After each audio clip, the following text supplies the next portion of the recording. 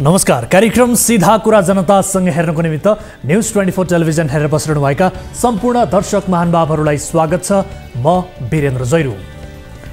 3 दिन अघि प्रधानमन्त्रीले पोखरा पुगेर राष्ट्रिय सहमतिका आधारमा राष्ट्रपति छानिनुपर्छ भने त्यस लगतै उनकै पार्टीका उपाध्यक्ष उपप्रधानमन्त्री नारायण काजी श्रेष्ठले पनि राष्ट्रिय सहमति गरेर राष्ट्रपति छान्ने बताए। हिजो माओवादीकै पर्यटन मन्त्री सुदन किरातीले पनि राष्ट्रिय सहमतिकै आधारमा राष्ट्रपति र उपराष्ट्रपति चयन गरिने बताए। राष्ट्रपति र उपराष्ट्रपतिमा राष्ट्रिय सहमति हुनुपर्ने यो कुनै संवैधानिक व्यवस्था होइन। कुनै कानुनले पनि राष्ट्रिय सहमति चाहिन्छ भन्दैन। अहिलेको संविधानले त राष्ट्रपतिलाई अलङ्कारिक बनाएको छ। राष्ट्रपतिमा कुनै राजकीय अधिकार पनि हुँदैन। सबैभन्दा बढी अधिकार त प्रधानमन्त्रीमा हुन्छ। यस्तो शक्तिशाली प्रधानमन्त्री चयन हुँदा राष्ट्रिय सहमति स्वयं प्रचण्डले गरेनन्, खोजेनन्। अहिले माओवादीहरू एकहोरो राष्ट्रिय सहमति आखिर किन खोजिरहेका छन् त? हामीले सुरुदेखि भनिरहेका छौँ कि राष्ट्रपतिको निर्वाचनसँगै प्रचण्डले रासोपालाई लात हानेर क्याबिनेटबाट निकाले झै एमालेलाई पनि निकाल्ने र काङ्ग्रेसलाई भित्राउनेवाला छन्। पुरानै गठबन्धन बिउताउने भन्ने विषयले अब एमाले सत्ताबाट आउट हुने लक्षण देखिँदैछ। यो भन्दा पनि बढी महत्त्वपूर्ण कुरा अब भन्दैछु, ध्यान दिएर सुन्नुहोला। नेपालको राजनीतिमा अनावश्यक बखेडा झिक्ने, आफै पनि अल्मलिने र देशलाई पनि अल्मल्याउने काम योजना बनाएरै गरिन्छ। अहिले राष्ट्रपति राष्ट्रिय सहमतिको किन हुनुपर्छ भन्ने प्रश्नमा दिइने तर्क हो संविधानको रक्षा गर्न। संविधानको रक्षा त्यो पनि नेपालका यी दलहरूबाट होला त? काङ्ग्रेस एमाले राप्रपा सद्भावना थिए त 47 सालको संविधानको रक्षा किन भएन? जनताले मन पराउँदासम्म संविधान यसै सुरक्षित उसै सुरक्षित। जनताले मन नपराएको दिन व्यवस्थै चैट हुन्छ। संविधानको के कुरा? म त भन्दै थिएँ कि देशलाई अल्मल्याउने, जनताको काम छाडेर कचिङ्गलमा लाग्ने काम हाम्रो मुलुकमा योजना बनाएरै गरिन्छ। किनभने सरकारले जे काम गर्नुपर्ने हो त्यो काम भयो भने नेपालीले सुख पाउँछन्। स्वदेशमै गरी खाने वातावरण तयार हुन थाल्छ। यस्तो हुन नदिन योजना बनाएर कचिङ्गल सृजना गरिन्छ। यो काम अहिले पनि भइरहेको छ, विगतमा पनि हुन्थ्यो। दर्शकबिन, अख्तियार दुरुपयोग अनुसन्धान आयोगमा लोकमान सिंह कार्कीलाई नियुक्त गर्ने बेला यस्तै कचिङ्गल गरिएको थियो। जनताले भनिरहेका थिए कि कार्कीको छवि राम्रो छैन, उनलाई अख्तियारमा नराख। तर विदेशीले उनैलाई राख्न दबाब दिइरहेको समाचारहरू सार्वजनिक भएका थिए। त्यो बेलाका निवर्तमान प्रधानमन्त्री डाक्टर बाबुराम भट्टराईले त कार्की जस्ता कुशल प्रशासक कोही छैन भनेर उनैलाई नियुक्त गरेर भूमिका खेले। अहिले राष्ट्रपतिको मामिलामा पनि विदेशी क्रियाकलाप गन्हाएको भनेर धेरैले टिप्पणी गरेका छन्। यद्यपि अहिले चर्चा गर्दैछु कि नेपालमा कसरी योजना बनाएर सरकारले जनताको काम नगरेर देशलाई पछि पार्ने र जनतामा निराशा बढाउने काम गरिरहेको छ भन्ने विषयमा। पुष्पकमल दाहाल प्रचण्ड प्रधानमन्त्रीमा निर्वाचित भएपछि उनले केही कठोर तर मुलुकका लागि दूरगामी हित गर्ने केही कदम उठाउलान् भन्ने ठानिएको थियो। तर उनी रातों दिन समीकरण परिवर्तन गर्ने खेलमा व्यस्त छन्। सरल भाषामा भन्नुपर्दा सत्ताको निरर्थक लुछाचुडीमा प्रधानमन्त्री नै रुमल्लिएका छन्। सत्ता गठबन्धनमा रहेको एउटा दललाई क्याबिनेटबाट हट्ने वातावरण स्वयं प्रधानमन्त्रीले सृजना गरे। थप उत्पाद पनि जारी छ। यति गरेपछि प्रधानमन्त्रीले सायद ठानेका छन् केही महिना प्रधानमन्त्रीको कुर्सी सुरक्षित रहनेछ। प्रधानमन्त्री अहिले जे गरिरहेका छन् यसबाट कम्तीमा उनले 5 वर्ष शासन गर्न पाउने निश्चित भएको भए त्यो ठिक हुन्थ्यो पनि होला। तर यस्तो सम्भावना निकै कम छ। उसो भए प्रधानमन्त्री आखिर किन यस्तो टाउको दुखाइ गरिरहेका छन् त? यो कुरा प्रधानमन्त्रीले नै जानुन्। दर्शकबिन, हामीलाई थाहा छैन। प्रधानमन्त्री सवार हुने सडकमा जनता आत्मदाह गरिरहेका छन्। तर देशका प्रधानमन्त्रीको रातो दिनको काम चाहिँ समीकरण उलटफेरमा छ। उनको ध्यान सुशासन, जनताको काम, विकासमा भइदिएको भए अहिलेसम्म केही राम्रा र सुखद सङ्केत देखा परिसक्थे। केपी ओली बढी बोल्थे, भ्रामक दाबी पनि गर्थे, विकासमा स्वेर कल्पना सुनाउँथे, सानातिना सुधार पनि गर्दैनथे। शेरबहादुर देउबा बोल्दैनथे, कुनै सपना पनि सुनाउँदैनथे, काम पनि केही गर्दैनथे। गर्न नहुने काम उनका आफन्त र सहयोगीले भ्याइदिन्थे। अहिलेका प्रधानमन्त्रीको कुण्डलीमै ध्वंस र विनाश मात्रै लेखिएको जस्तो छ। आजसम्म सुधार र आशाका काम यिनीबाट केही पनि देखिएको छैन। प्रधानमन्त्रीमा नियुक्त भएपछि प्रचण्डले के गरे त? उनले अनावश्यक बिदा दिएर काम गर्नेहरूलाई डिस्टर्ब गरे। 42 दिनमै सत्ता साझेदारलाई गलहत्याएर शान्त तराउ धमिल्याउने काम गरे। अपराधी सांसदको सजाय मिना गर्न राष्ट्रपतिलाई सिफारिस गरे। कालो धनलाई सेतो धन बनाउन संसदमा विधेयक लगे।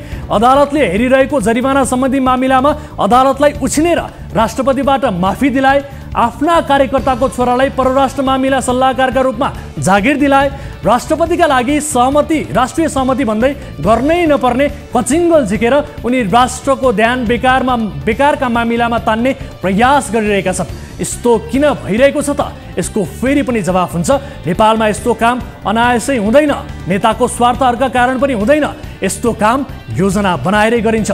यसलाई लेखक बुद्धिजीवीहरूले नियन्त्रित अराजकता भन्ने शब्द प्रयोग गरेर बुझ्ने वा बुझाउने काम गर्छन्। 15 वर्ष अघि रामराजा प्रसाद सिंहलाई निर्वाचनमा पराजित गरेर रामवरण यादव राष्ट्रपति बनेका थिए। त्यो बेला राष्ट्रिय सहमति कसैले खोजेका थिएनन्। 10 वर्ष अघि विद्यादेवी भण्डारीले काङ्ग्रेसका कुलबहादुर गुरुङलाई पराजित गरेर राष्ट्रपति भइन्। 5 वर्ष अघि दोस्रो पटक राष्ट्रपति हुँदा पनि भण्डारीले कुमारी लक्ष्मी राईलाई पराजित गरेकी थिइन्। तीनै पटकको निर्वाचनमा काङ्ग्रेसले आफ्ना उम्मेदवार पराजित हुन्छन् भन्ने थाहा पाएको थियो। तर पहिलो पटक माओवादीले बढी चलाखी गर्न खोज्दा काकताली परेर रामवरण यादव राष्ट्रपतिमा निर्वाचित हुन पुगे। दोस्रो र तेस्रो पटक त पराजित नै भए। कहिले पनि नभएको राष्ट्रिय सहमतिको राग अहिले अलापिएको छ दर्शकबिन। राष्ट्रपतिमा राष्ट्रिय सहमति अनिवार्य तत्त्व हो भने संविधान संशोधनको प्रस्ताव प्रधानमन्त्रीले संसदमा पेश गरून्। आउनुहोस् सुरु गरौँ जनताको चासो, गुनासो र प्रश्नसहितको विशेष कार्यक्रम सिधा कुरा जनतासँग।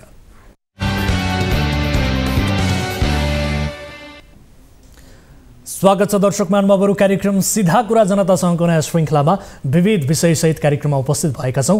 केही नयाँ विषय र केही फलो विषयहरू आजको कार्यक्रममा समावेश हुनेछन् र आजको कार्यक्रममा विशेष गरी उपप्रधान तथा ऊर्जा मन्त्री राजेन्द्र लिङ्गदेनमाथि घुसको आरोप लागेको प्रसङ्गसहितको एक विशेष रिपोर्ट प्रस्तुत गर्दैछौँ। विद्युत खरिद सम्झौता पिपिए गर्दा मन्त्री लिङ्गदेनले घुस लिएको आरोप लागेको छ। यसबारे थप कुराकानी हुनेछ र यस्तै केही अघिको एपिसोडमा बच्चा अपहरण गरी बन्धक बनाएको आरोपसहितको रिपोर्ट हामीले प्रस्तुत गरेका थियौँ। यो प्रकरणमा केही थप नयाँ तथ्य फेला परेको छ। यो विशेष फलोअप रिपोर्ट आजको कार्यक्रममा गर्दैछौँ र यो प्रकरणमा प्रहरीको समेत शङ्कास्पद भूमिका पाइएको छ। यसबारे पनि थप कुराकानी आजको कार्यक्रममा हुनेछ र यस्तै कुवेतबाट 2 नेपाली चेलीको उद्धार भएको सुखद रिपोर्ट पनि आजको कार्यक्रममा समावेश छ र पति साउदीको जेलमा परेपछि उद्धारका लागि पत्नीले गरेको बिलौना पनि आजको कार्यक्रममा देखाउँदैछौँ र सँगसँगै राष्ट्रपति निर्वाचनका सम्बन्धमा उठेका प्रश्नहरूबारे राजनीतिक विश्लेषकसँग विशेष कुराकानी आजको कार्यक्रममा प्रस्तुत गर्दैछौँ। यसबाहेक समयले साथ दिए तपाईँ दर्शक महानुभावहरूसँगको प्रत्यक्ष कुराकानीमा जोडिनेछौँ। कुनै पनि समस्या पर्नु भएको छ तपाईँले हामीलाई कार्यक्रममा प्रत्यक्ष रूपमा सम्पर्क गरेर आफ्ना समस्याहरू गुनासाहरू राख्न सक्नुहुनेछ। आउनुहोस् कार्यक्रमको सुरुवात गरौँ ताली र गालीबाट।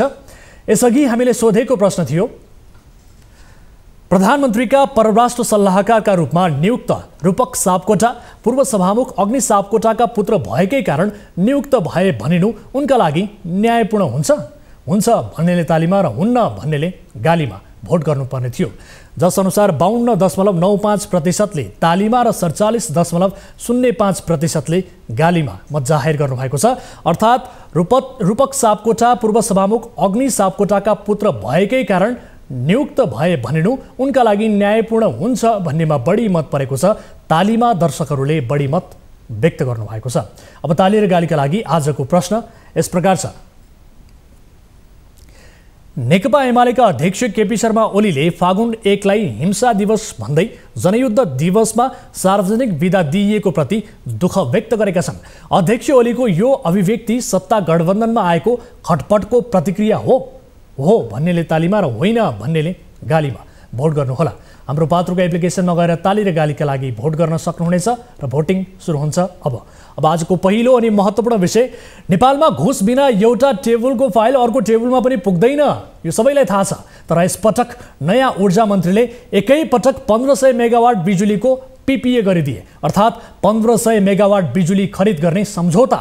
यो खरिद लाख करोडको होइन, अर्बौं अर्बको हो।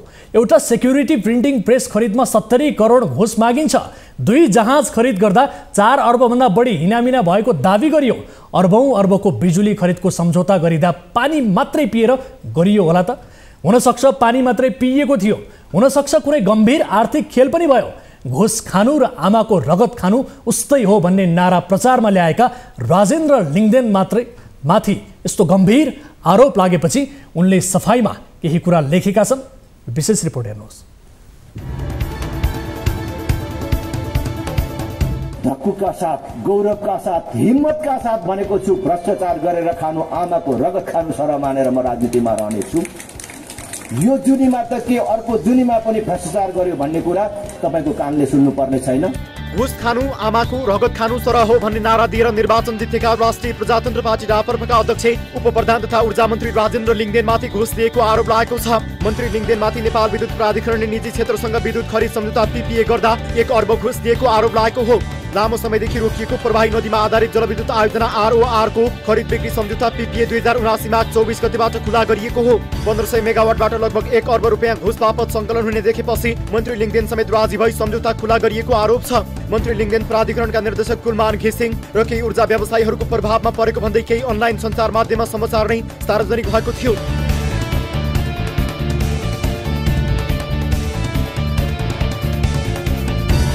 घुस दिएको भन्दै आलोचना भएपछि मन्त्री लिङ्गदेनले आफूमाथि लागेको आरोपको बिहिबार सामाजिक सञ्जाल मार्फत खण्डन गरेका छन्।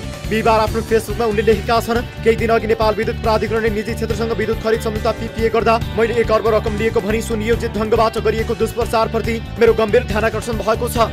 लिङ्गदेनको यो स्ट्याटस हेर्नुहोस्।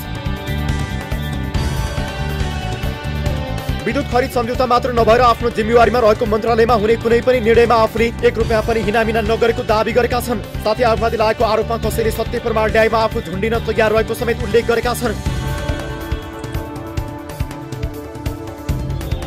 लिङ्गदेनले भ्रष्टाचार गरेर खानु, आमाको रगत खानु सरह रहेको वाक्य पुनः दोहोर्याएका छन्। आफूले उक्त भनाइ भन्नका लागि मात्रै नभएर व्यवहारिक रूपमै पालना गर्ने समेत उल्लेख गरेका छन्।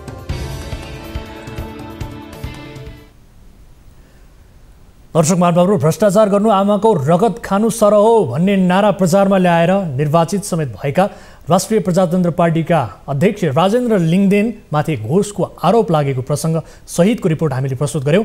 यद्यपि उनले आजै सामाजिक सञ्जाल मार्फत यो दुष्प्रचार हो, यो आरोपमा कुनै सत्यता छैन भनेर विशेष गरी आफ्नो खण्डन समेत प्रस्तुत गरेका छन्। सोही विषयलाई हामीले प्रस्तुत गर्यौँ। यसबारे थप तथ्यहरू केही पनि प्राप्त भइसकेको छैन। अहिलेलाई यस विषयलाई हामी फलोअप गर्नेछौँ भन्दै अर्को विषयतर्फ यहाँहरूको ध्यानाकर्षण गराइहाल्छु। राष्ट्रपति को हुने र कुन पार्टीले अघि सारेका उम्मेदवारलाई समर्थन गर्ने भन्ने विषयले नेपालको राजनीति तातेको छ। यो तताईमा केही अस्वाभाविक मामिला पनि देखिएका छन्। भन्नका लागि राष्ट्रपति पद अलङ्कारिक भनिएको छ, तर यही अलङ्कारिक राष्ट्रपतिको मामिलाले नेकपा बिउतिने, काङ्ग्रेस नेतृत्वको पुरानो गठबन्धन बिउतिने, नेकपा एमाले र यसबीच एकीकरणसम्मका चर्चा हुन थालेका छन्। नेकपा एमालेको समर्थनले सरकार बनाउने, प्रधानमन्त्रीले काङ्ग्रेसतिरको मोह त्याग्न नसक्दा यो उत्पात मचिएको एका थरीको विश्लेषण छ। अर्को थरीले सरकार बन्नै नपाई भत्काउने खेल कसैले खेलेको र त्यसका प्यादाका रूपमा प्रधानमन्त्री प्रयोग भएको पनि बताएका छन्। देश र जनता अनेक प्रकारका समस्यासँग जुधिरहेका छन्। नागरिकले गरिखाने बाटो भेटेका छैनन्। रोग भोक र शोकमा देश रुमल्लिएको छ। यस्तो देशका प्रधानमन्त्री चाहिँ तमासा गरेर हिँडिरहेका छन्। यो कोणबाट पनि कुराकानी हुने गर्छ। अहिलेको यो राजनैतिक उत्पातलाई विश्लेषकहरूले कसरी हेरिरहेका छन् भन्ने बुझ्न छोटो कुराकानी गर्दैछौँ। राजनैतिक विश्लेषक अर्जुन प्रसाई हामीसँग जोडिनु भएको छ, उहाँसँग कुराकानी गरौँ। अर्जुन सर, यहाँलाई स्वागत छ कार्यक्रम सिधा कुरा जनतासँगमा। नमस्ते। नमस्ते हजुर, अब अहिले तातिरहेको विषय जस्तो राष्ट्रपति निर्वाचनको सङ्घारमा चाहिँ प्रधानमन्त्री पुष्पकमल दाहाल प्रचण्ड जुन राजनैतिक उत्पातमा व्यस्त हुनुभएको छ, यो तमासा देशको आवश्यकता हो के लाग्छ यहाँलाई? देशको आवश्यकता त वित्तीय आतङ्कले अहिले देश मेचीदेखि महाकालीसम्म आक्रान्त छ। त्यसैले देशको आवश्यकताको बारेमा त अहिलेसम्म यो देशमा छलफल भएको इतिहासै छैन भनेपछि देशको आवश्यकता त मैले कसरी भनौँ होला र, होइन? तर राजनीतिक रूपमा एउटा दलगत रूपमा, व्यक्तिगत रूपमा कसरी फाइदा हुन्छ भन्ने कुराका लागि चाहिँ यो लडाईँ राम्रैसँग प्रस्तुत भइरहेको अनुभूति त सबैले गरेका छन्। ठिक छ। अब प्रचण्डले एमालेको समर्थन लिनुभयो, तर काङ्ग्रेसमा मोह चाहिँ गाँसिरहनु भएको अवस्था देखिएको छ। यो त माया एउटासँग बिहे अर्कैसँग भने जस्तो भएन भने तपाईँले कसरी हेर्नु भएको छ? यो आज यो पहिलोचोटि मात्रै तपाईँले अनुभव गरेको हो र? होइन, तपाईँले कसरी हेर्नु भएको छ भन्नुहोस् न यसलाई। त्यही त भने 74 को चुनाव पछाडि तपाईँको विश्लेषण सुन्न चाहे। हजुर। नेकपा एमालेसँग जोडिएका प्रचण्ड पार्टी एकीकरण नै गरेर पार्टी एकतामै गएर एउटै पार्टी बनाएर सरकारमा चाहिँ बसेर 5 वर्ष चलाउँछु भनेका मान्छेहरू 2 वर्ष 2.5 वर्ष 3 वर्ष नपुग्दै काङ्ग्रेससँग गएर घाँटी जोड्ने परिस्थिति र भर्खरै सम्पन्न भएको चुनावमा मिलेर गएको परिस्थिति हामी सबैले देखेका छौँ। हजुर। अब त्यो भन्दा पनि अहिले यो राष्ट्रिय सन्दर्भमा तपाईँले राष्ट्रपतिको कुरा उठाउनु भयो, तर राष्ट्रपति नेपालका लागि, नेपाल र नेपालीका लागि जति आवश्यक र जुन रूपमा हामी प्रस्तुत गरेर देखाउने गर्छौँ त्योभन्दा विदेशीका लागि चाहिँ बढी आवश्यकता भएको कारणले गर्दा पनि होला यति धेरै यसको मूल्य चाहिँ कायम हुन पुगेको। हजुर। तपाईँको मलाई लागेको थियो म यो 2-3 दिनदेखि लगातार यसकी मुनिले दिएका हाम्रा 4 जना मूर्धन्य यो देशका मान्छेहरू नेपालको राष्ट्रपति हुनुपर्ने मान्छे फलानु फलानु फलानु भनेर 4 जनाको नाम दिएको मैले। हो, लिस्टै आउट गर्नु भएको छ। मलाई लागेको थियो ती 4 जना मूर्धन्यहरू यो देशका राष्ट्रभक्त देशभक्तहरूले खण्डन गरेर ल्याउला, हामीलाई राष्ट्रपतिको पदका लागि सिफारिस गर्ने एसटी मुनि को हो भनेर ल्याउलान् भन्ने लागेको थियो, तर त्यो त देखा परिरहेको छैन। हजुर। हुँदा हुँदा तपाईँको आज चाहिँ न्यायाधीशहरूको सङ्गठन अरे यो कस्तो सङ्गठन हो पनि, न्यायाधीशको सङ्गठनले पनि राष्ट्रपति उपराष्ट्रपति हुन कानुनले बाधा सिर्जना नगरेकोले न्यायाधीश पनि हुन पाउनुपर्छ भनेर लेखिरहेको देख्छु। हजुर। त्यसैले यो विदेशी हावै बढी होला जस्तो लाग्छ मलाई त। ठिक छ। अब पुस 10 मा एमाले माओवादी रासोपा राप्रपा लगायतका दलबीच चाहिँ राजनीतिक सहमति भएको थियो। अब फागुन 10 गर्दा सहमति भत्किनै लागेको स्थिति देखिएको छ। अब यो 2 महिना पनि सहमतिमा नटिक्ने नेताहरू बेइमान हुन् कि अथवा देशको चिन्ताले यस्तो बाटो समाउन लागेको हो? के लाग्छ तपाईँलाई? यो मुलुकको दुर्भाग्य हो, तपाईँ हामी सबै नेपाली नागरिकहरूको दुर्भाग्य हो। यो देशमा आजको दिनको वास्तविकता भनेको एक मिनेट पनि आज संसारमा कुन ठाउँमा कुन स्थितिमा हामी उभिएका छौँ, हाम्रो देशको आजको आवश्यकता प्राथमिकतामा पर्नुपर्ने विषयहरू भनेका के हुन्? यो देशलाई संसारभरिकै देशहरूमध्ये उत्कृष्ट बनाउनु भन्दा पनि यो आम नागरिकहरूले यो देशभित्र यो देशले मलाई चाहिँ संरक्षण गरेका छ भन्ने कुरा देखाउनु पर्ने आवश्यकताका लागि हाम्रा नेतृत्व गर्ने सरकारमा बसेका सरकारी निकायमा बसेका मान्छेहरूले रात दिन नभनी यो काम गर्नुपर्ने, तर आज हेर्नुहोस् मङ्सिर 3 गते सम्पन्न भएको चुनावको आजका मितिसम्म एउटा राष्ट्रिय सरकारको एउटा जुन आकृति हो त्यो समेत निर्माण हुन सकेको छैन। अर्थमन्त्री भन्छन् वित्तीय के अरे तहस नहसको अवस्था छ, गभर्नर त्यही भन्छन्, प्रधानमन्त्री त्यही भनिरहेका छन्, हजारौं युवा चाहिँ तपाईँको लाइन लागेर एयरपोर्टबाट विदेशी काम गर्न गएका छन्, यो देशका खेतीपातीहरू पाँजा छन्, उत्पादन शून्य छ, व्यापार घाटा हेर्नुभयो भने विचित्र देख्नुहुन्छ। केही सीमित व्यक्तिहरूका हातमा राष्ट्रिय सम्पूर्ण रूपमा चाहिँ आर्थिक क्रियाकलापहरू सम्पूर्ण केही व्यक्तिहरू सीमित व्यक्तिहरूले बोकेर बसेका छन्। आम मान्छेहरू आज तपाईँको चाहिँ वित्तीय आतङ्कको स्थितिबाट गुज्रिरहेका छन्। यतिकाली एककालको चाहिँ आतङ्क सिर्जना गरेका छ वित्तीय स्थितिमा। अब यो अवस्थामा तपाईँको सबै दल सबै नेतृत्व संसद अन्य सम्पूर्ण संवैधानिक निकायहरू मिलेर तपाईँको यसरी अब यो देशका प्राथमिकताहरू निर्धारण गरेर अगाडि जानुपर्छ भन्ने ठाउँमा एउटा राजा हटाएर हजारौंको संख्यामा राजा निर्माण गरेर अनि एउटा अलङ्कारिक राष्ट्रपति जो सरकारले सिफारिस गरे बमोजिम लालमोहर लगाउने मात्रै काम गर्छ, त्यसका लागि तपाईँ हामीले यो जे देखिरहेका छौँ। मलाई त लज्जाको अनुभूति हुन्छ बाबु, म त लज्जा फिल गर्छु, मलाई त लाज लाग्छ यो देख्दाखेरि। यो देशको नागरिक हो भन्न मलाई लाज लाग्छ। हजुर अर्जुन सर, जस्तो अब कार्यकारी प्रमुखको का लागि चाहिँ राष्ट्रिय सहमति नचाहिने तर आलङ्कारिक राष्ट्रपतिका लागि चाहिँ राष्ट्रिय सहमति चाहिने, यो विषय के हो? यो खासमा यो सम्पूर्ण षड्यन्त्र तपाईँको केपी ओलीले सहज र स्वाभाविक ढङ्गले सँग चाहिँ एउटा दिगो राष्ट्रिय सहमति निर्माण गरेर 5 वर्षका लागि चाहिँ प्राथमिकता सहितका एजेन्डाहरू तोकेर गएको भएदेखि सायद प्रचण्ड पनि ढुक्क हुन्थ्यो होला। तर के बुझ्यो भने राष्ट्रपति एमाले सभामुख एमाले अनि जम्मा जम्मी तेस्रो पार्टीको रूपमा 31 जना सांसद लिएको म यो केपी ओलीको भाजनभित्र म धेरै दिन टिक्न सक्दिनँ, त्यसैले मैले कुनै न कुनै रूपमा गएर त काङ्ग्रेससँग घाँटी जोड्नुपर्छ भन्ने ठाने भोलिपल्ट चाहिँ मागे। मलाई त थाहा थियो पहिले काङ्ग्रेसले यो दिन्छ यो के अरे विश्वासको मत दियो। अब राष्ट्रिय सहमतिको एउटा आधार निर्माण भएको छ, देश बनाउने हो भने सबै मिलेर जाँदा के फरक पर्छ। ठिक छ, विशेष गरी अब प्रचण्डले ओलीलाई विश्वास गर्नु भएन अरे, यो ठिक छ, तर काङ्ग्रेस चाहिँ इमान र निष्ठाको पर्याय हो त?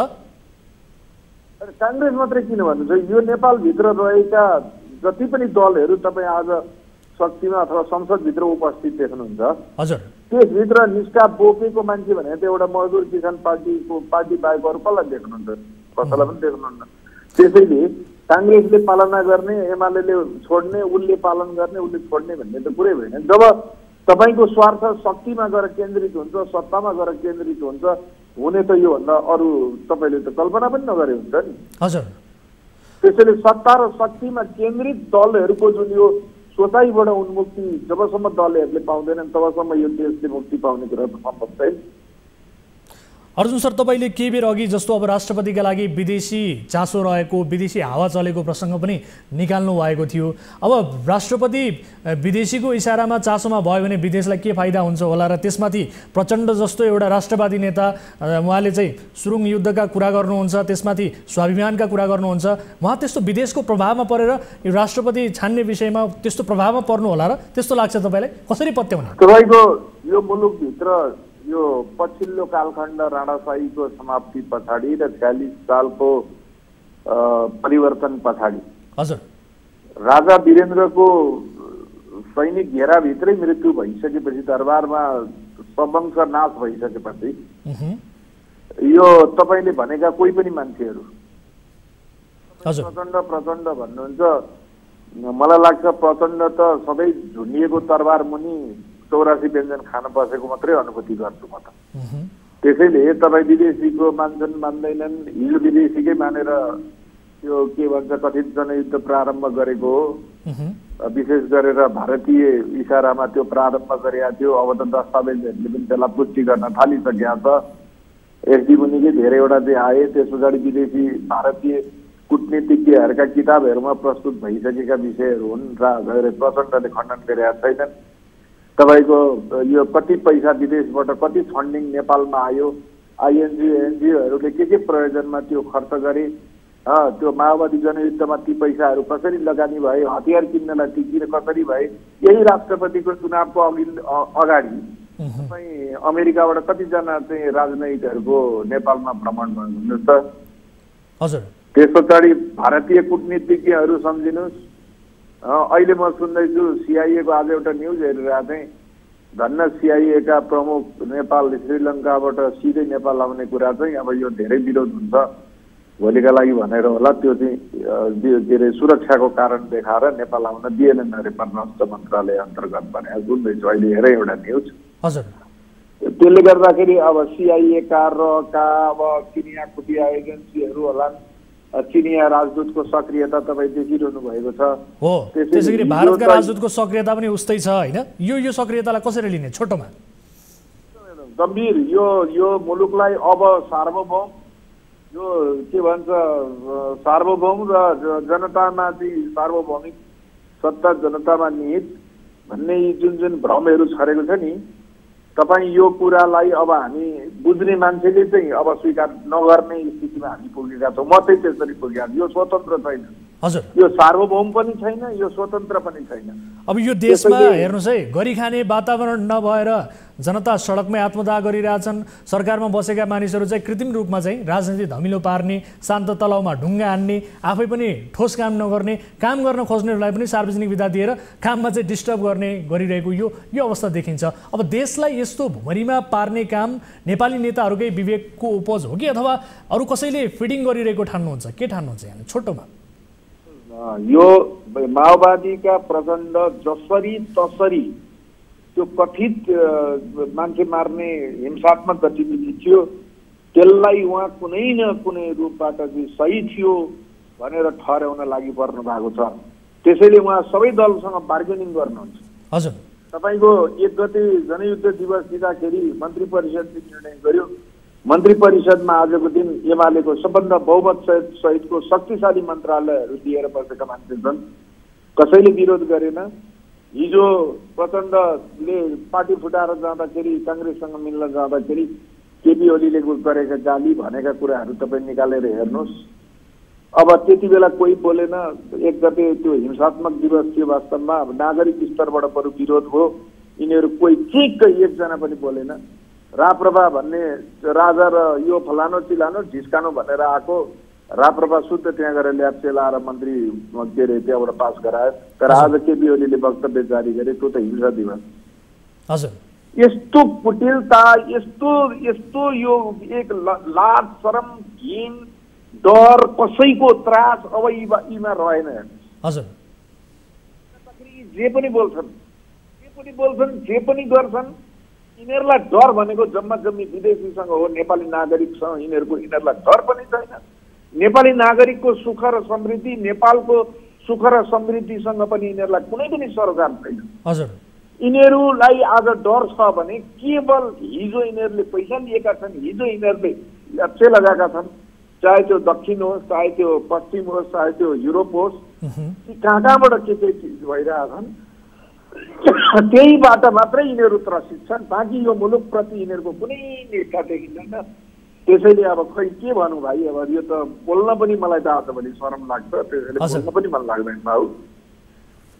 अब यहाँलाई यो समय र संवादका लागि म धेरै धेरै धन्यवाद दिन चाहन्छु। यस विषयमा थप आगामी कार्यक्रममा पनि हामी कुराकानी गर्नेछौँ।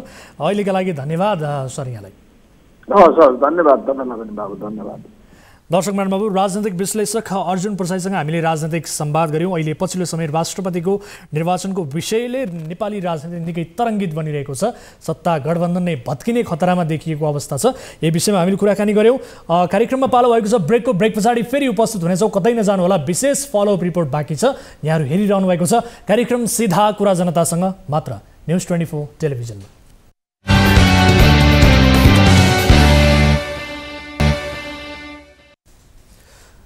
ब्रेकपछि स्वागत छ दर्शकहरू कार्यक्रम सीधा कुरा जनतासँगमा। अब अर्को विषय, काठमाडौँ प्रहरीले एउटा अनौठो र शङ्कास्पद घटनालाई गम्भीर अपराधसँग जोडेर अनुसन्धान गरिरहेको छ। मामिला बालक अपहरणको छ।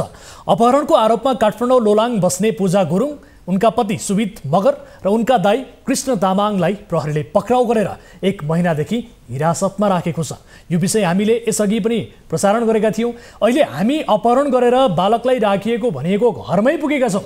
10 वर्षका बालकलाई अपहरण गरेर बन्धक बनाएर राखिएको भनेर जुन घरको विषय उल्लेख छ, त्यही पुगेर हामीले घरधनी छिमेकीहरूसँग बुझेका छौँ। सबैले एक स्वर लगाएर भने निकट सम्बन्धमा रहेका 2 परिवार बीचको मामिला हो, आर्थिक कुरा पनि रहेछ, तर त्यसबारे हामीलाई थाहा छैन। अपहरणको कुरा चाहिँ सरासर झुटो हो। ती बालकलाई मगर परिवारले केही दिन पालेर राखेको थियो, तर उनकी आमाले अपहरण गरेको भनेर फसाइछिन्। छिमेकीको यो भनाइ छ। झुटो आरोपमा फसाइएकै हो वा मामिला अरू पनि केही हो त? यो विशेष फलोअप रिपोर्ट हेरौँ।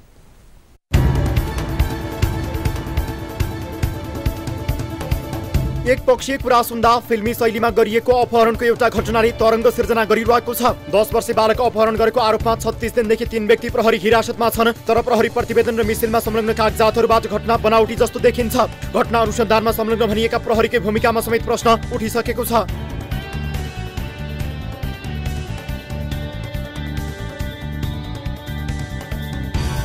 काठमाडौँ रानीवन बस्ने गीता दाहाल कार्कीले आफ्ना 10 वर्षका छोरा फारेज कार्कीको अपहरण गरेर काठमाडौँ लोलाङ बस्ने पूजा गुरुङ मगर सहितका पात्रहरूले राखेको जाहेरी र त्यसयताका घटनाक्रम बढी शङ्कास्पद पाइएका छन्। बालकी आमा गीताको जाहेरी अनुसार माघ 5 गते सुइचाटार पुलबाट फारेज अपहरणमा परे। अपहरण गर्ने व्यक्तिमा पूजा गुरुङ, उनका पति र उनका दाइ हुन्। अपहरण गरिसकेपछि माघ 10 गतेसम्म कुनै समस्या देखिएन, सुनिएन। 5 दिनसम्म फारेज पूजाकै डेरामा बसे, त्यही खाने र खेल्ने गरे। पूजाकी एक छोरी र अपहरणमा परेका भनिएका बालकै उमेरका एक छोरा पनि छन्। फारेज र पूजाका छोरा प्रशान्त मगर सँगै खेल्थे। 2 बीचको सम्बन्ध प्रगाढ पनि छ। 1 वर्षदेखि गीता दाहाल कार्की र पूजा गुरुङ मगरको परिवार बीच निकट सम्बन्ध थियो। यो घटनामा मुख्यतः 6 पात्र छन्, जसमा अपहरणको आरोप लगाउने गीता दाहाल कार्की, गीताका छोरा फारेज कार्की, अर्कोतर्फ आरोप खेप्ने तथा हिरासतमा रहेका पूजा गुरुङ, पूजाका पति सुबित मगर, पूजाका दाइ कृष्ण तामाङ छन्। 8 लाख नतिर्न बच्चा अपहरण गरेको प्रोपोगन्डा। पूजा गुरुङले गीतालाई 8 लाख रुपियाँ सापट्टि दिएकी थिइन्, जसलाई उनले सापट्टि दिइन्। उनैले अपहरणको आरोपमा परिवारलाई हिरासतमा पुर्याइदिएकी छिन्। अपहरणको आरोप खेपिरहेको परिवारको दाबी अनुसार सापटी रकम तिर्नुको सट्टा बच्चा अपहरणको आरोप लगाइएको हो। रकम कति सापटी दिएको हो भन्ने विषयमा केही गन्जागोल छ। 5 लाखको कागजमा एउटा शून्य काटेर 50,000 मात्रै सापटी दिएको दाबी गीताले गरेकी छिन्। तर गीताको आर्थिक लेनदेन धेरैसँग रहेको र धेरैले उनीमाथि पैसा लिएर नतिर्ने व्यक्तिका रूपमा चित्रण पनि गरेका कारण उनको व्यवहारमा थप शङ्का गर्ने ठाउँ देखिन्छ। दिउँसो चाहिँ हामी उसले मलाई पैसा दिनु थियो, गाडी 10 दिन चलेको, 10 दिन गाडीमा चढेको 50,000 भाडा लिनु हो। मेरो उल्टो भाडा लिनुभन्दा उल्टो मेरै 500 रुपियाँ लिएर गयो। अनि छैन, त्यहाँ छैन। अनि मलाई पैसा दिन्छु आउनुहोस् भनेर मलाई उसले घरमा रानी बन बोलाएको थियो। अनि ऊ चाहिँ बाहिरै गएको रहेछ। अनि उसले के भन्यो भने म आज भ्याइनँ दाइ, यहाँ पैसा नहुने भयो, म घर जानुपर्ने भयो। अब तपाईँको पैसा म घर उता मैना पोखरी गएर आएपछि अनि म तपाईँको पैसा दिन्छु भनेर भन्नु।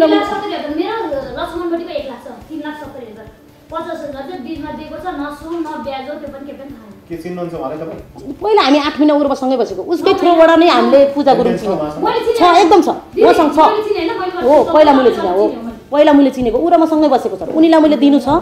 यो जग्गाको अहिले यो बैंकिङ कारोबारहरू होल भएको भएर कारोबार भइसकेको छैन।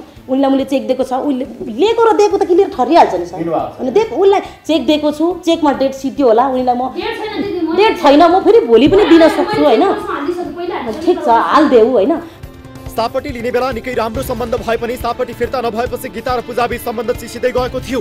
आर्थिक कारोबारसम्म हुने निकटको सम्बन्ध पैसाकै कारण चिसिँदै जान्छ। यही बीच माइत जानु छ, केही दिन बच्चा राखिदिनु भनेर गीताले पूजालाई फोन गर्छिन्। गीताको बच्चा लिएर उनीहरू आफ्नो घर जान्छन्। घरमा 5 दिनसम्म फारेज कार्की ढुक्कले खेल्छन्, बस्छन्, खान्छन्। तर माघ 10 गते अपहरणको जाहेरी पर्छ। प्रहरीले त्यही दिन 3 जनालाई घरमै पुगेर गिरफ्तार गर्छ। अपहरण गरी राखिएको घरमै पुग्दा छिमेकीले दिए अपहरण नभएको बयान। 5 दिनसम्म बालकलाई बन्धक बनाएर राखिएको घर र त्यहाँको वस्तुस्थिति बुझ्न हाम्रो टोली काठमाडौँको लोलाङ हाइटमा पुग्यो। यही घरमा 5 दिनसम्म बच्चालाई अपहरण गरेर राखिएको प्रहरीको दाबी छ। तर यही घरका घरमुली र छिमेकीले अपहरणको झुटो मुद्दामा मगर परिवारले फसाइएको बताएका छन्। बसे कान्छो छोरा घर त्यो बहिनी त्यसै लहर फसाइदिएर अनि त्यसरी ल्याएको मान्छेले त कुनै बानेर राखे भए हो, यो मान्छे ल्या त हामीले देखाएको छैन भन्नुहुन्थ्यो नि।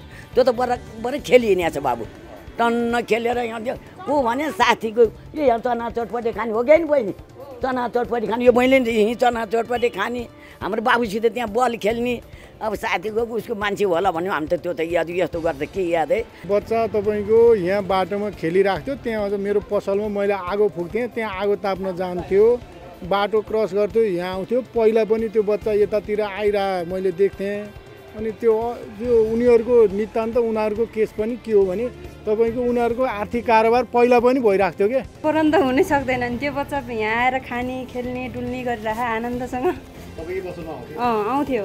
ऊ आएर ऊ बाबुसँगै आउँदै यहाँ खानेकुरा रोज्ने खाने सब छ। अपहरण भएको बच्चा त त्यस्तो गर्दैन नि त। सन्धान गरेको यहाँ सोधेको कसैलाई सोध्न आएको छैन हामीलाई। किन बाहिर निस्किने खेल्ने सबै गरिरहेको छ। बच्चा बल खेल्ने, बाटोमा यता बल खेल्ने, पसलमा आउने, पटपट आउने, कहिले आउने चाउचाउ, कहिले अमिलोहरू यस्तो किनेर खाइरहेको छ नि। अनुसन्धान सर्जिमी सबै आउनुपर्ने थियो नि, के पनि आएको छैन। अनि 35 दिनभित्र सबै कुरो गर्नुपर्ने थियो, कोही नै आएको छैन, केही नि गरेन। लोलाङ हाइटमा रहेको यो घरका घर धनीले त्यो 5 दिन के भएको थियो भन्ने कुरा सिलसिलाबद्ध रूपमा बताएका छन्। उनी मात्रै होइन, देख्ने सुन्ने प्रत्येक छिमेकीले अपहरण नभएको अनेक तर्क र कारण प्रस्तुत गरेका छन्। उनीहरूले आर्थिक लेनदेनका विषयमा जानकारी नभए पनि अपहरण चाहिँ होइन भन्ने दाबी गरे। दर्शकहरू, घरधनी र स्थानीयले अपहरण भएकै होइन भनेका छन्। यसमा केही आधारहरू उनीहरूले प्रस्तुत पनि गरेका छन्। तथ्य बुझ्न हामी लोलाङ पुग्यौँ, धेरैजनासँग संवाद पनि गर्यौँ। यसपछि आज बिहिबार दुवै पक्ष हाम्रो कार्यालयमा आएका छन्। उनीहरूको भनाइ के छ त, कसको नियतमा खोट छ, हेरौँ यही प्रसङ्गको अर्को रिपोर्ट। यिनी हुन् अपहरणमा परेका भनिएका बालक फारेज कार्की र यिनी हुन् अपहरणकारी भनेर प्रहरीले हिरासतमा पुगेका सुबित मगर र पूजाका छोरा प्रशान्त मगर। आमा र बाबु हिरासतमा पुगेको पनि 1 महिना हुन लागिसक्यो। दुवै पक्ष बिहिबार न्युज 24 को कार्यालयमा आएका थिए। 1 महिनादेखि आमाबासँग नरहेका प्रशान्त एकाएक रुन थाले। प्रशान्त रुँदा फारेज पनि रुन थाले। दुई परिवार बीचको मित्रताले दुई बालक बीच पनि प्रगाढ मित्रता छ। अपहरणकारी र अपहरणमा परेका पक्षका दुई बालकहरूको यो प्रगाढताले एकैपटक धेरै प्रश्न जन्माइदिएको छ।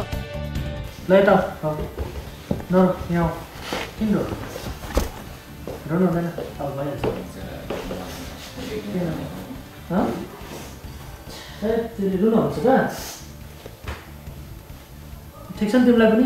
तिमीलाई ठिक छ? के भयो? तिमीलाई ठिक छ? तिमी कुरा छैन नि? रहेछ त नर भाइ नर तिमी अब पनि रुने भएन नि त किन रोक्नु अरे सिङ दादा रोक्नु लिएर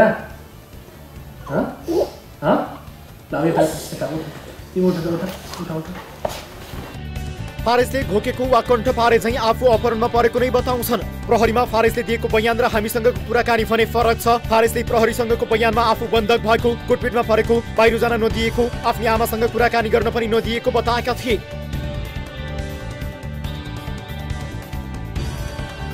तर हामीसँगको कुराकानीमा उनले आफू बाहिर खेल्ने खाने गरेको र कुनै समस्या पनि नरहेको बताएका छन्। कोही बेला कुच्चा खेल्थ्यौँ, कोही बेला फुटबल खेल्थ्यौँ। फुटबल म खेल्दैन, ऊ खेल्थ्यो उता साथी। फुटबल खेल्थ्यौ? तल फुटबल मन पर्छ तिमीलाई? अनि अरू के खेल्थ्यौ? हामीले के गर्ने खेल्छ? घर जाने भन्थ्यो नि, हामी घर त्यो कोठाको बस चढ्दै थियौँ। त्यति बेलै आन्टीको फोन आयो, अनि अहिले भेट्नु आयो भन्दै हुन्थ्यो। अनि हुन्छ भन्नुभयो। अनि त्यसपछि मम्मी भेट्न जानुभयो। अनि त्यति बेलै लगाउनु मम्मीले केही पनि भन्नु भएन, तिमी जाऊ त्यहाँ बस यताउति भन्नु भएन? अपहरणको यो मामिला विवादमा परिसकेको छ। तर गीताले भने आफ्नो अडान र दाबी फेरेकी छैनन्। उनले आफ्नो छोरा खोसेर अपहरण गरी लोलाङ स्थित डेरामा पुर्याएको र उनीहरूले 8 लाख रुपियाँ नदिएसम्म छोरा नदिने भन्दै धम्काएको बताएकी छिन्। यद्यपि गीताले आफूसँग कल रेकर्ड समेत रहेको बताएकी थिएन। तर बिहिबार भने अडियो नभएको उनले बताइन्। उयो भन्यो कि 8 लाख तिर छोरा लैजा, 8 लाख तिर छोरा लैजा भनिसकेपछि पूजा गुरुङकै मोबाइलबाट सुदीप मगरले के भन्नुभयो भने, बाबु बरु बालाजी चौकीमा गर, निवेदन गरौँ। भन्नको मतलब मेरो बच्चा छैन, म निवेदन गर्छु, मेरो बच्चा दिनुहोस्, तपाईँहरूको पैसा तपाईँहरूले पाउनुहुन्छ भन्नु भन्दाखेरि म मगरको छोरा हो, छ्याती खोकुरीमा रगत मलाई काट्छु भन्नुभयो उसकै मोबाइलबाट। पूजा, उनका पति सुबेद र कृष्ण तामाङ हिरासतमा परेपछि उनीहरूको पक्षबाट दौडधोप गरिदिने, निर्दोषिताको प्रमाण जुटाउने आदि काम गर्ने कोही पनि छैन। कक्षा 10 मा अध्ययन गरिरहेकी पूजाकी छोरी आसमानी घटनाबारे यस्तो बताएकी छिन्। बच्चा राख्नुभयो, बच्चा राखेपछि मम्मीले बच्चा लिएर आएपछि चाहिँ अब फेरि उहाँले किडन्याप केस भनेर हाल्नुभयो कि। अनि त्यसमा चाहिँ मेरो बाबासँग चाहिँ त्यस्तो केही लिङ्क छैन नि त। त्यही बाबालाई पनि अब उहाँले 24 दिन भइसक्यो चौकीमै हुनुहुन्छ नि त बाबा पनि। गीताले माघ 5 गते छोराको अपहरण गरेको बताएकी छिन्। त्यस वखत पनि उनले प्रतिवाद गर्नु स्वाभाविक हुन सक्थ्यो। एक्लो छोराकी एकल आमा छोरा अपहरणमा परेको अवस्थामा तत्कालै प्रहरी वृत्तमा पुगेर जानकारी गराउनु पर्ने हो। तर उनले 10 गतेसम्म कुनै उजुरी गरेकी छैनन्। 9 गते आरोपित पूजा र गीता सँगै थिए। छोरा पक्राउ परिसकेपछि पनि यी दुई बीच सामान्य कुराकानी भएको छ। जनवरी 22 अर्थात् माघ 8 गते गीताले पूजालाई पठाएको यो अडियो रेकर्ड सुन्नुहोस्।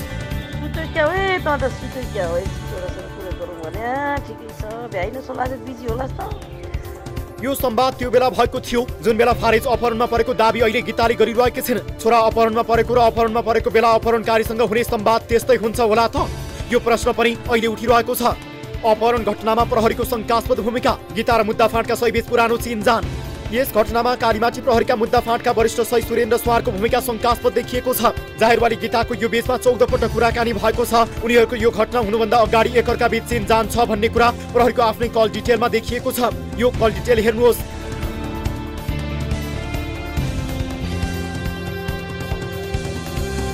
यो कल डिटेलमा सही सुरेन्द्र र गीताबीच घटना अघिदेखि चिनजान भएको देखाउँछ। त्यही सम्बन्ध दुरुपयोग गर्दै प्रहरीले झुठो आरोपलाई आधार बनाएर निर्दोषलाई थुन्ने काम गरेको पूजा पक्षको दाबी छ।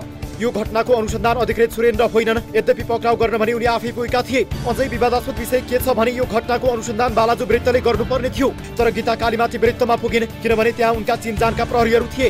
पूजा र अन्य दुईलाई पक्राउ गर्न जाँदा महिला प्रहरी थिएनन्। आरोपित पक्षको दाबी अनुसार प्रहरीले धक्कामुक्की गर्दा पूजाको पेटमा प्रहार गरियो। त्यही कारण उनको 3 महिनाको गर्भ समेत खेर गएको छ।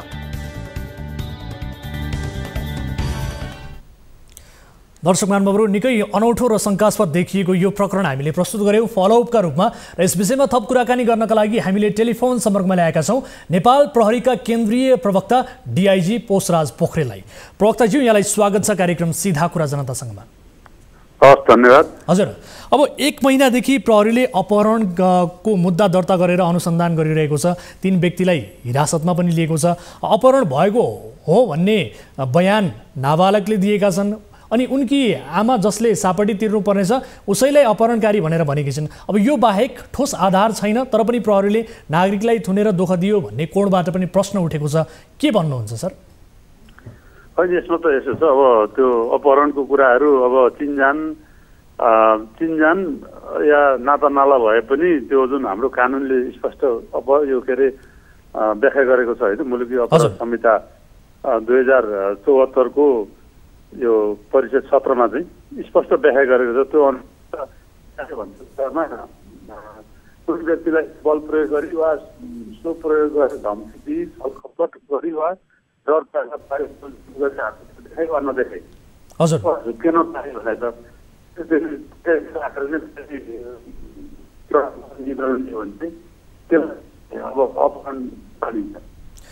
यहाँको सर मैले एकैछिन रोकेँ, तपाईँको आवाज अलिकति स्पष्ट आएन। यो अलिकति फोनबाट टाढा हुनुहुन्छ कि के हुनुहुन्छ सर? फोन अलिकति नजिक राखेर बोल्न सकिन्छ? हजुर, तपाईँको आवाज काटिएर आइरहेको छ, मैले स्पष्ट सुनेको छैन, दर्शकले पनि सुन्नुभएको छैन। अहिले सुनिन्छ? अहिले हो, अहिले ठिक छ, अहिले ठिक छ, भन्नुहोस् त। हजुर, अहिले यो जुन कानुनले छ जुन हाम्रो मुलुकी अपराध संहिता 2074 को परिषद सत्रले स्पष्ट व्याख्या गरेको छ। जुन यहाँले भनेको कुरामा चाहिँ लेनदेनका कुरामा लाई लिएर चाहिँ अपहरण मुद्दा चलाइए पर्तालाई भनेको छ। त्यो चाहिँ यो यदि जबरजस्ती धम्काएर या नधम्काइकन पनि जबरजस्ती यसरी नियन्त्रण राखियो भने त्यसलाई अपहरण मानिन्छ। हजुर, तर अब यो जाहेरी बालाजु वृत्तले लिनुपर्ने थियो, तर जाहेरी लिएर पीडित कालीमाटी वृत्त पुगेकी छन्। अब यसमा जाहेरी दिने महिला र कालीमाटी वृत्तका मुद्दा फाँटका शहीद सुरेन्द्र सुवार बीच चाहिँ पहिलेदेखि नै एउटा चिन्जान भएको सुविधाको दुरुपयोग भयो भनेर भनिएको छ। यस्तै हो त? तपाईँहरूले केही तथ्य बुझ्नु भएको छ यसबारे? यसमा त कालीमाटी एरियामा चाहिँ कालीमाटी वृत्तले चाहिँ मुद्दा चलाएको हो। हजुर, र त्यस मुद्दा चाहिँ चालु अवस्थामा छ र अनुसन्धान नसकिएको अवस्था छ। हेलो, सुन्दै हुनुहुन्छ सर? भन्नुहोस् न। हजुर हजुर हजुर, बिचमा काटिरहेछ आवाज, त्यही भएर अलिकति सुन्न गाह्रो भइरहेछ। हजुर भन्नुहोस् न सर। हजुर, यो कालीमाटी वृत्तले चाहिँ यो मुद्दा चलाएको छ र यो अनुसन्धानको क्रममा छ। यो मुद्दा त्यही त, यो त बालाजु वृत्तले लिनुपर्ने जाहेरी थियो नि, होइन? बालाजु वृत्त भन्दा पनि अब यो जाहेर झापु लिन सक्ने अवस्था हो। हजुर, र घटना पनि अब यो एउटा के अरे यो स्वीकृतारमा काठमाडौँबाट भएको भन्ने बुझिन्छ होइन? यो हिसाबले जाहेरी दिने महिला जुन प्रहरी वृत्तमा उनको चिन्जान थियो त्यही वृत्तमा गएर त्यो चिन्जानको दुरुपयोग गर्नुभयो, सुविधाको दुरुपयोग गर्नुभयो भन्ने किसिमको कोणबाट जुन प्रश्न उठेको छ नि, यसबारे तपाईँले के भन्नु छ?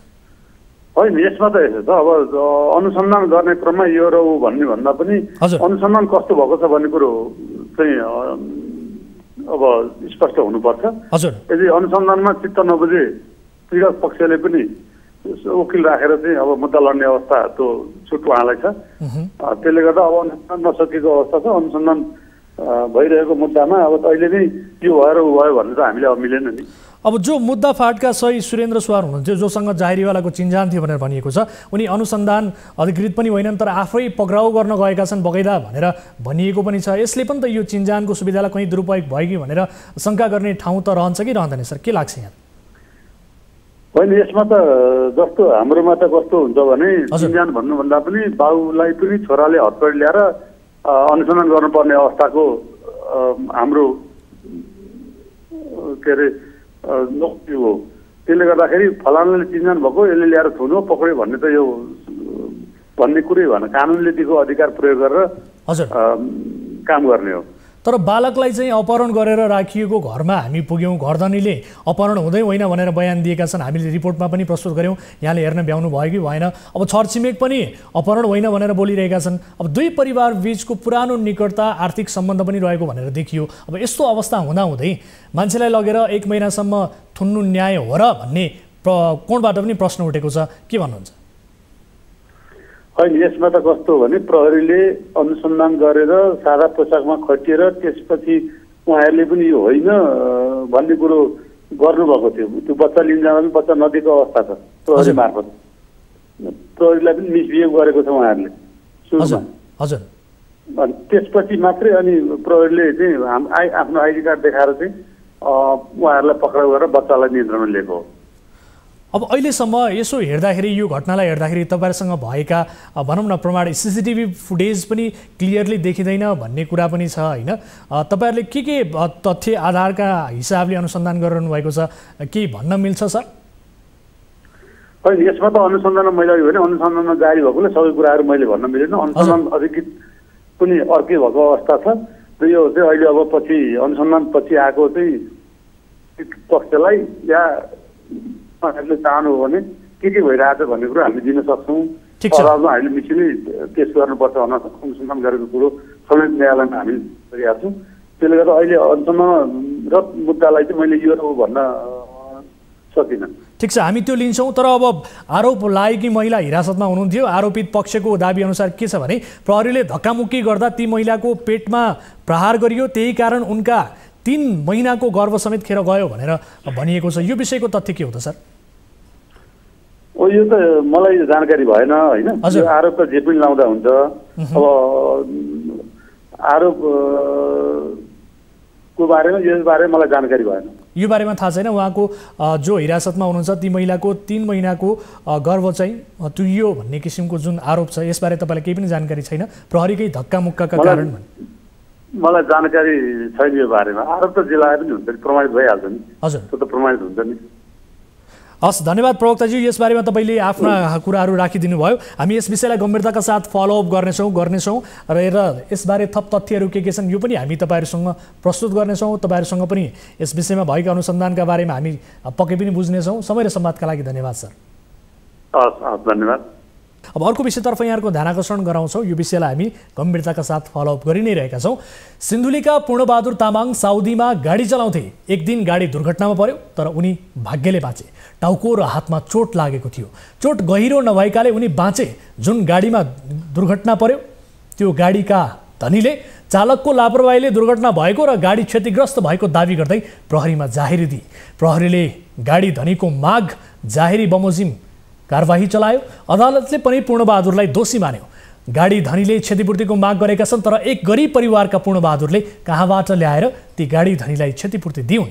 उनी अहिले साउदीको जेलमा दिन कटाइरहेका छन्। यता नेपालमा उनका आफन्त विचलित छन्। यो रिपोर्ट हेर्नुहोस्।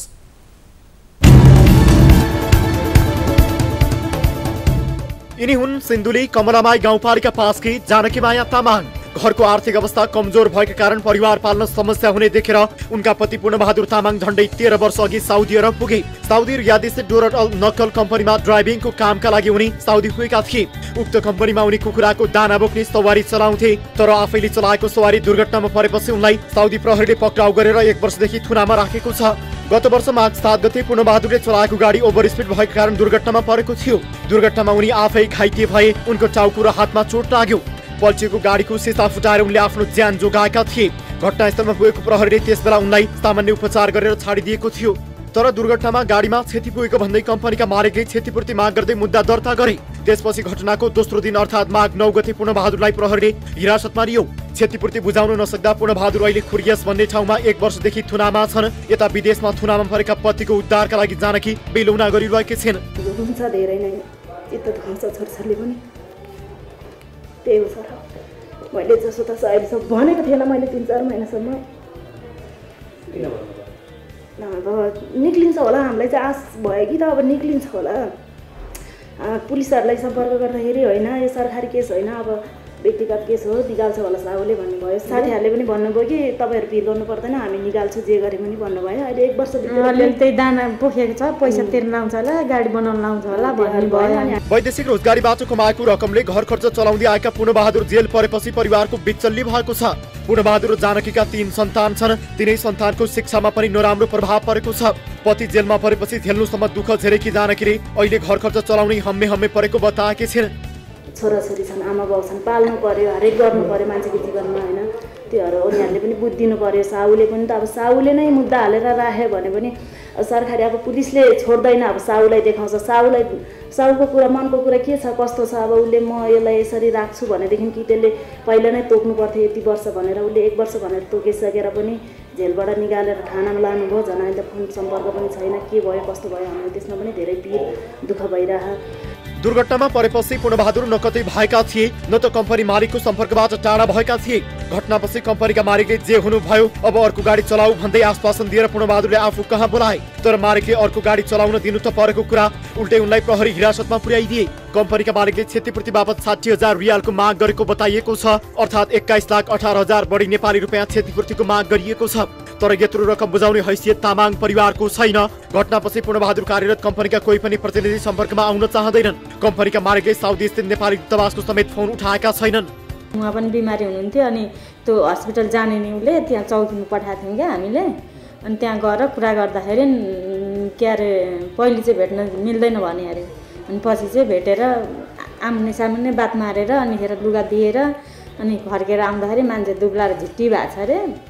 अनि त्यो एमबिसीमा कुरा राखेर गर्दाखेरि हिजो बिदा भयो, हिजो पनि कुरा भएन उहाँबाट। साउलाई 50 चोटि त्यो एमबिसीले फोन गर्दा पनि ऊ साउले फोन उठाउँदैन, कुरै सुन्दैन अरे, त्यस्तो गरेछ अरे। अनि कहाँ जानुपर्छ अब हाम्रो कुरो सुन्ने त अब कोही छैन सर अहिलेको समय भनेको, किनभने यही तपाईँहरूले सुन्ने हो, नभएदेखि अब पावर बेगर अहिले काहीँ पनि केही पनि चल्दैन। हामी अब सिंहदरबार गेटभित्र गयौँ भने हामी बाहिरै रुँगेर बस्नुपर्छ, हामीलाई वर्षौँ बिताइदिन्छ। पैसा कमाउन विदेश गएका पूर्णबहादुर प्रहरी हिरासतमा छन्। यस्तो अवस्थामा उनको रिहाइका लागि कहाँ जानु, कसलाई भन्नु, यस्तै नाना थरीका जिज्ञासा मनमा खेलाउँदै पूर्णबहादुरकी पत्नी जानकीको दिनचर्या दुःखमय बनेको छ।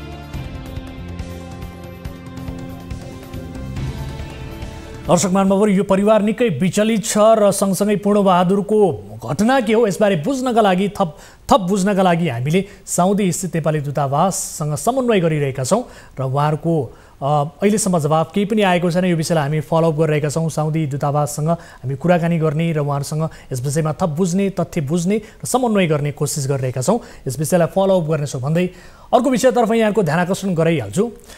6 महिना विदेशी भूमिमा बगाएको श्रमको ज्याला नपाउँदा के होला? एकातिर श्रम शोषण, अर्कोतिर रोजगारदाताको कुटपिटमा पर्दा झनै कस्तो होला? नवलपुर गैंडाकोटकी शान्ता पाण्डेले यस्तै नियति भोग्नु पर्यो। शान्ताका बाबु मङ्गल प्रसादले छोरीको उद्धारका लागि सिधा कुरा जनतासँगमा याचना गरेका थिए। यी सबै दुःख कष्ट भोगेर शान्ता कुवेतबाट नेपाल फर्किएकी छिन्। त्यस्तै बाँकेकी चन्द्रकला बुढाथोकीको पनि कुवेतबाट उद्धार भएको छ। उनका पति रोजगारीकै लागि साउदीमा छन्। आमा पनि विदेशमा बिचल्लीमा परेपछि चन्द्रकलाका छोराहरूले आमाको उद्धारका लागि याचना गर्दै हामीलाई भिडियो सन्देश नै पठाएका थिए। शान्ता र चन्द्रकलालाई दुवैलाई दलालले दुबई पुर्याउने भन्दै झुक्काएर कुवेत पुर्याएको थियो। दुई चेलीको उद्धार सम्बन्धी यो फलोअप रिपोर्ट हेर्नुहोस्।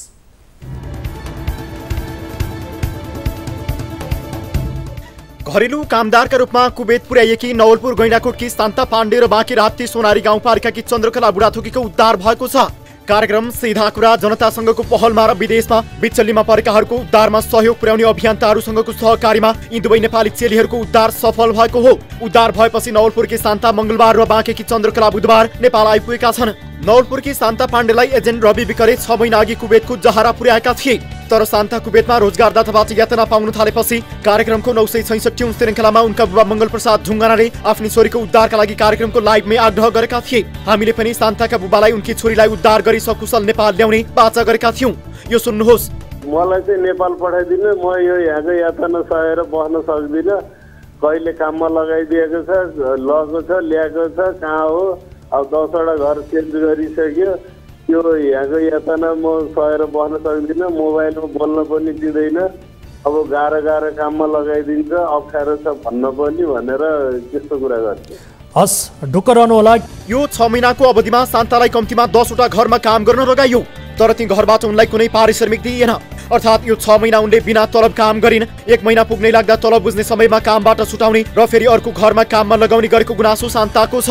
पिट्ने अनि जतिखेर पनि अब मुखमा आएको रफहरू बोल्ने होइन, अब यस्तो नराम्रो शब्दहरू पनि निकाल्ने गर्थ्यो। अनि अब अफिस लान्छ, अफिसमा लगे पनि अफिसमा नलाने के पुरै त्यो ट्याक्सीमा के राख्ने, पुलिसहरू आएर अनि हामीलाई लिएर जान्छ भनेर चाहिँ उसमा राख्ने। अनि ट्याक्सीमा राखिसकेपछि अरबीहरू लिन आउँछ। अरबीहरू लिन आउँदाखेरि मान्छे देखाउने, जुत्ता फेरे जस्तो कि पुरा मान्छे मन पऱ्यो भने लिएर जाने, मन परेन भने गाडीमा लगेर थुन्ने। म सायद 6 महिनामा त म त मर्थेँ होला कि सर, म नेपाल फर्किन्छु होला भनेर पनि सोचेको पनि थिइनँ कि हजुरहरूले सबैजनाले उद्धार गर्नुभयो, यहाँसम्म आइपुगेँ म। त्यस्तै बाँकेकी चन्द्रकला बुढाथुकीलाई पनि एजेन्ट रवि विकले नै घरेलु कामदारका रूपमा कुवेत पुर्याएका थिए। तर त्यहाँ चन्द्रकलाले आफ्नै रोजगारदाताबाट यातना भोग्न थालेपछि उनका 2 छोराहरूले आमाको उद्धारका लागि याचना गर्दै हामीलाई भिडियो सन्देश पठाएका थिए। त्यसपछि कार्यक्रमको 966औं श्रृङ्खलामा नै चन्द्रकलाका विषयमा रिपोर्ट नै प्रसारण गरेका थियौं। हामी दुईजना खाली छौँ, जसैले पनि हाम्रो मम्मीले नेपाल झिकाइदिनु। हामी अरूको घरमा भाडा मिसेर खान्छौँ। चन्द्रकला उद्धारपछि नेपाल फर्किएकी छिन्। आफ्नी आमा आउने बाटो कुरेर बसेका छोराहरूले अब छिट्टै आमालाई भेट्न पाउने भएका छन्। मेरो मम्मीलाई जसरी भए पनि नेपाल निकालिदिनु भनेर त्यो मैले देखाएको थिएँ सर। एकैछिन हेरेपछि हेर्न सकिनँ, मैले गर्दैछु। घरमा पुग्थ्यो हुन्थ्यो भने सर म जाने पनि थिएन। घरको समस्या र बाध्यताले हिँडेँ सर। छ सर 10-11 लाख रुपियाँ छ। दुबई पुर्याउने भन्दै कुवेतमा धमाधम बेचिँदै नेपाली चेली सरकार के गर्दैछ? दलालले चन्द्रकला र शान्तालाई दुबई पुर्याउने भन्दै झुक्क्याएर कुवेत पुर्याएको फेला परेको छ। एजेन्ट रवि विक र सरिता राउतले घरेलु कामदारका रूपमा उनीहरूलाई भिजिट भिसामा दुबई पुर्याउने बताएका थिए। तर दुबई भनेर कुवेतमा लगेर बेचिदिए। आफूलाई कुवेत पुर्याउन लागेको कुरा पीडितहरूले उठ्ने दिन एयरपोर्ट पुगेपछि मात्रै थाहा पाए। दलालले उनीहरूको हातमा दुबई र कुवेतको टिकट थमाइदिएका थिए। तर एयरपोर्टमा दुबईको टिकट च्यातेर फ्याक्नु, कुवेत चाहिँ देखाउनु भनेको थियो। दुबई भन्यो, दुबईसम्मको हामीलाई दुबईको टिकट चाहिँ हातमा दियो। अनि यो कुवेतको टिकट चाहिँ लुकाउन लगायो होइन। अनि लुकाइसकेपछि मलाई त थाहा भएन गरे। अब मलाई त केही पनि थाहा छैन कि यसरी लुकाऊ, यो दुबईको टिकट त्यहाँ देखाऊ एयरपोर्टमा। अनि यो टिकट चाहिँ च्यातेर फाल भनेर भन्यो होइन। अनि मैले च्यातेको थिइनँ। अनि सबैजनाले यो टिकट किन राखेको, अरू साथीहरू चाहिँ टिकट राख्न हुँदैन, यो टिकट यहाँ फालेर च्यातेर जानुपर्छ भने। अनि उहाँ एयरपोर्ट चढ्ने बेला चाहिँ कुवेतको टिकट देखाउनु पर्ने रहेछ होइन। एजेन्ट रवि विक र सरिता राउतले घरेलु कामदारको रूपमा सरकारले श्रम स्वीकृति नै नदिएको मुलुकमा नेपाली कामदार पठाएर गैर कानुनी धन्दा गर्दै आएका छन्। कसले पठायो? तपाईँले पठाउनु एयरपोर्टमा दुबईको टिकट लुकाउनु अनि कुवेतको देखाउनु भनेर भन्नुभएको छ तपाईँले। अब मैले चाहिँ अब यो काम गरौँ न, मैले म यो कामबाट मैले तौबा, मलाई दिनको कोही छैन सर। यो मान्छेबाट गल्ती हुन्यो, तर चाहिँ यस्तो गल्ती चाहिँ मैले जिन्दगीमा चाहिँ अब गर्ने पनि छैन। मैले चाहिँ अब मैले सबै वापस गराइदिएँ। अब के भन्नुहुन्छ हजुरले भन्नु। शान्ता र चन्द्रकला त विदेशी भूमिमा दुःख भोगेर जसोतसो नेपाल फर्किए। तर उनीहरू जस्ता कैयौं नेपाली चेलीहरूलाई दलालहरूले दिनानुदिन श्रम स्वीकृति नै नभएको मुलुकमा बेचिरहेका छन्। तर स्वदेशमा रोजगारीको सिर्जना गर्न पनि नसक्ने र आफ्ना नागरिकलाई विदेश नजाऊ भन्नुपर्ने सरकार भने मुखदर्शक बनेर बसेको छ। सिधा कुरा जनतासँग सबै कार्यक्रमलाई धन्यवाद भन्न चाहन्छु। मेरो बुवाले पनि यहाँ छोरीको लागि चाहिँ उद्धार गर्नको लागि यहाँ कुरा राख्नु भएको थियो। अहिले चाहिँ म नेपाल आउन पाएँ, यसैमा खुसी छु। मलाई सहयोग गर्ने दाजुहरूको नाम चाहिँ एम दादा, कृष्ण थापा सर, सबु म्याडम उमनमा हुनुहुन्छ, अनि अर्जुन दाई, अनि जेरी भाइ, अनि रमेश दादालाई धन्यवाद भन्न चाहन्छु। म आज चाहिँ नेपाल आउन पाएँ, यसैमा खुसी छु। सबैजनालाई जसले मलाई सहयोग गर्नुभएको छ उहाँहरूको त नाम अब आउँदा हुँदैन, सबैजनालाई धन्यवाद भन्न चाहन्छु। हो, आफ्ना छोरी चेलीहरू विदेशमा बेचिँदा पनि यो सरकार मुखदर्शक बनेको छ। यो राज्य निकम्मा भएको छ। हामीले बारम्बार भनिरहेका छौँ, विदेशिनु रहर होइन बाध्यता हो। देशमा रोजगारीको सृजना भएन भने मान्छे के गर्छ? विदेशिन्छ। विभिन्न प्रलोभनमा परेका छन्, दलालहरूले प्रलोभन दिन्छन् र यसरी विदेशमा लगेर बेचिदिन्छन्। खैर, यी 2 चेलीहरूको उद्धार भएको छ र यी उद्धारको लागि सहयोग गर्ने विदेशमा रहने अभियन्ता र हामीलाई साथ दिने विभिन्न सहयोगी मनहरूलाई धेरै धेरै धन्यवाद दिन चाहन्छौँ। र अब चन्द्रकलाले आफ्ना छोराहरू जो उनको बाटो कुरेर बसेका छन् उनीहरूलाई भेट्न पाउनेछन् र सँगसँगै शान्ताले आफ्ना बाबु जो उनको बाटो कुरेर बसेका छन् भेट्न पाउनेछन् छिट्टै नै। यो खुसीको कुरा हो, सुखद कुरा हो। यिनै विषयहरू प्रस्तुत गर्दै आजलाई कार्यक्रम सिधा कुरा जनतासँगको निर्धारित समय सकिएको छ। कुनै पनि समस्या पर्नु भएको छ, कुनै पनि आपद विपदमा पर्नु भएको छ भने तपाईले कार्यक्रम सिधा कुरा जनतासँगलाई सम्पर्क गर्न सक्नुहुनेछ, जसका लागि हाम्रो टोल फ्री नम्बर 1660122424, एनसेल नम्बर 9801572424 र एनटिसी नम्बर रहेको छ 97 45 61 56 54मा 24 घण्टा तपाईँले हामीलाई हाम्रो 24 हेल्प डेस्कमा सम्पर्क गर्न सक्नुहुनेछ।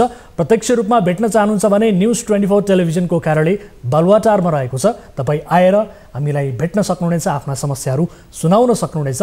तपाईँको समस्याको समाधान खोज्ने प्रयास हामी हरसम्भव गर्नेछौँ भन्दै आजका लागि कार्यक्रम सीधा कुरा जनतासँगबाट म वीरेन्द्र जैरू बिदा हुन्छु। नमस्कार।